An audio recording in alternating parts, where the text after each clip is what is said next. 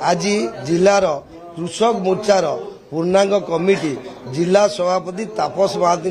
नेतृत्व में आज घोषणा करा जे मैंने कार्यकर्ता ऑफिस बेयर कार्यकारिणी सदस्य रहिले से निवेदन रखी चाषी कूल हसियो केमिति पीएम किसान आ सीएम किसान जेते योजना अच्छी ताकू पीएम सीएम तल स्तर में पहुंचेबे एवं जेते योजना कार्यकारी हो पार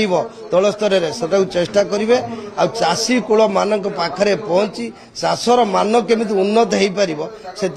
चेष्टा करेंगे संगठन अभिवृद्धि को से लोक पाखे पहुंचाई चेष्टा करेंगे।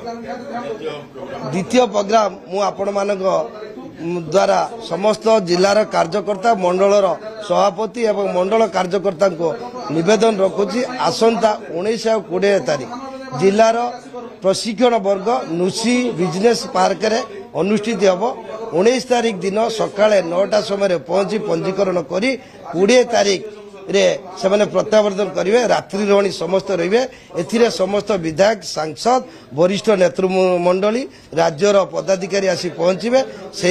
विभिन्न सत्र वर्गर जहाँ अच्छी उपभोग करेंगे संगठन अभिवृद्धि दृष्टिकोण ए वर्ग होची समस्त कार्यकर्ता चलचंचल हो ठीक समय आसी पहुंचाई मु वार्ता माध्यम सांबादिक बंधु माध्यम वार्ता रखुची। आम ये प्रशिक्षण वर्ग में 240 जन